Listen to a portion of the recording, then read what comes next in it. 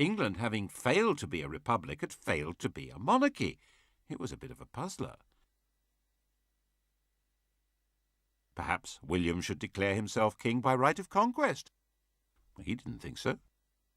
Parliament wanted Mary to take the crown, James's daughter after all, but she insisted that her husband was boss, and he didn't intend to play the Duke of Edinburgh role, 2 paces behind the ruling lady. This short, stooping, asthmatic man with bad teeth was tough and shrewd.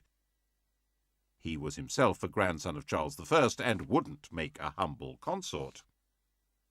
In the end, a deal was struck. They would both be sovereigns, Mr. and Mrs. King and Queen, by the invitation of Parliament. And they had to sign up to some basic rules.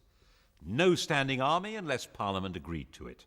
No raising of money without Parliament's approval. No royal power to lay down the law. The King and Queen couldn't appoint or punish judges. They couldn't make war without Parliament's consent, and Parliament would decide who could have the crown. And it wouldn't be a Roman Catholic. All the questions posed by the Civil War were finally answered, and it was called the Glorious Revolution, because in the end, the whole basis of royal power was redefined without anyone being killed at all. Except in Ireland, of course. James, with French backing, decided to make a comeback through Ireland. It was, after all, one part of Britain where a Catholic king could expect some enthusiasm. Protestant settlers had been brought into Ulster, and they held Londonderry and Enniskillen against the Catholic regiments. Eventually, in 1690, there was a showdown between William's Anglo-Dutch-Danish army and James's Franco-Irish one at the River Boyne. James was beaten in a battle which has cast a grotesquely long shadow over Ulster. The annual celebration there of the Protestant victory has never lost its 17th century passion.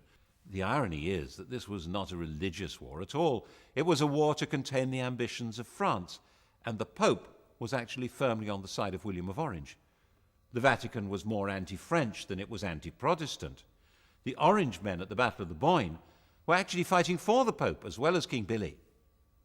And Billy, of course, was not exactly English. His native tongue was Dutch. William, a serious man, ended up spending much of his time on the continent, so in effect Mary did become the sovereign of England. But at the end of 1694, she died of smallpox. England was now in effect ruled by an oligarchy through Parliament. The king had a role, but by no means a commanding one. Part of that role, as he saw it, was to push forward religious tolerance in a fundamentally intolerant country. Another part was to smash the French, who were obviously a danger to everyone and everything. Tolerance does have its limits. At his death in 1702, the question of the succession had already been agreed and settled. The crown passed to Mary's sister Anne.